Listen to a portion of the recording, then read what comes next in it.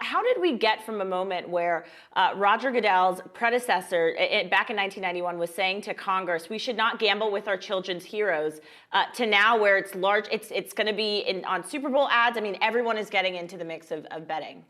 Yeah, I mean, and it wasn't just Goodell's predecessor. It was Goodell himself a decade ago saying that it would make fans wonder if the games were legitimate if you had the expansion of legalized sports betting. The NFL was one of the leagues that fought this in court, and that led to the Supreme Court case in 2018 where they said, basically, we can no longer restrict other states from joining Nevada in this, and that opened the floodgates. And now it's taken, since that 2018 to now, to get to a point where you have 30 states, more than 100 million Americans. Looks like California soon, Florida soon. We're getting to the point where the majority of Americans can legally bet, and that means that the companies are trying to address, the sports books are addressing the whole country with their ads, with their marketing, with their apps. They see this as a nationwide market. Is it more surprising just how fast this has been embraced, or just the variation of what people can now bet on? I mean, it's not just the outcome of the game. People can bet on minute details in the game that you wouldn't even think would be part of betting or people would put money down for. Yeah, I mean, it's been an education for a lot of Americans. I mean, of course, betting is older than the expansion of legalized betting in the U.S. So prop bets, as they're called, where you're betting on an individual player's performance, a single play outcome, or some novelty props like what color will the Gatorade be at the end of the game when they pour it over the coach's head. This stuff, it goes back a long way, but now Americans are learning about it, and it's proliferating as the books and the data services providers get better and better at both tracking more data, having more data to use, calculating odds, figuring out what bettors like. Caesars, I think, has something like 2,000 markets just on this Super Bowl. So it is growing fast beyond the sort of standard who's going to win, who's going to lose, by how many points, and so on. And how closely is the NFL sort of working with some of these sports books that you mentioned? What is that relationship like? Because from what I understand, the league is getting a lot of money, so they want this. They do, and I think they've gotten comfortable with it because they saw the daily fantasy sports came first, and some of those same relationships are in play now. DraftKings, FanDuel are big sports books. They were working, in marketing deals in sports when it was just daily fantasy, and so the league, could be at some point, it could become the majority of their revenue. I don't think that's about anytime soon. But you could imagine a scenario down the road where between gambling media rights, gambling-related data deals, which are a big part of the piece right now, they could be making more of their money through that than through the traditional media landscape. And they, right now, for instance, one of the big ways that they do it is by selling their official data to a company called Genius Sports that then takes that live instant data and feeds it on to the sports books who pay them for it. So that's been a big avenue for the leagues.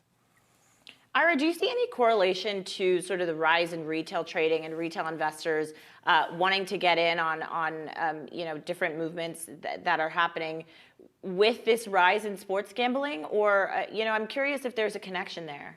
I mean, certainly from a kind of psychological perspective, opening your phone to day trade, to retail trade, and opening your phone to bet on games, pretty similar, right? You're sort of anticipating an outcome. You're either going to go up or you're going to go down. You're going to win or lose. You often, get results pretty immediately. So they're similar, but obviously the revenue models, the scale, everything else, the regulation, very different. But I think they are probably, if you looked at a Venn diagram of people who do day trading and people who sports bet, I'm sure there's a ton of overlap there. Yeah, and I'm so glad you brought up regulation, because in your story you note that the regulation is different depending on where you're talking about with sports betting. Is that a concern? Because as you also note in your story, sports betting and gambling is as addictive, or can be as addictive, as some of the other vices that are out there. So what is being done to sort of protect people who are putting their money and their maybe mental stability on the line? Yeah, it's interesting. I think there's a lot of fear that we will see, as sports betting goes mainstream, more addiction. It can be an addictive behavior, certainly for a slice of the population. And there is no federal sort of structure really around sports betting. It's a state-by-state issue. Really, the industry, in many cases, kind of self-regulating. And so For instance, the NFL has these bet responsibly ads where they say have a game plan and say, bet within your budget and so forth.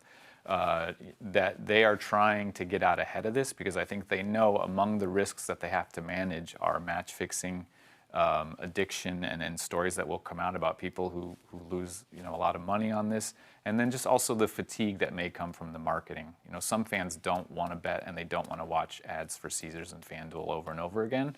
So there's a lot of stuff that the league, while this deluge of money comes in, and it's been a big help for them through the pandemic, that there's a downside risk that they have to take care of it, and they're aware of that. They are trying their best to stay ahead of these problems. Yeah, and it's everywhere. When you talk about deluge of marketing, I mean, it is. I've seen DraftKings ads across all of my social platforms, and so it really is like very much in people's face right now to get in on this. But there still should be some caution, I assume, with sort of how much you're putting it in people's faces. Yeah, the league now limits it to 6 ads per game, but that doesn't stop all the other advertising that comes at you, like you say, through other channels. And that's borne out by what you've seen. A lot of what we're doing in the U.S. is just following in the footsteps of what's already laid out in the U.K. and the rest of Europe, where legalized gambling has been widespread for a lot longer. And they are dealing with, in the U.K., where you have betting houses on the front of the soccer players' jerseys, and where they had the same problem where it was just every ad when you tried to watch a match was betting houses. So the NFL has looked to Europe to say, okay, what are the problems and how do we stay ahead of that? And I think that's partly why you see the limits that they've put in place.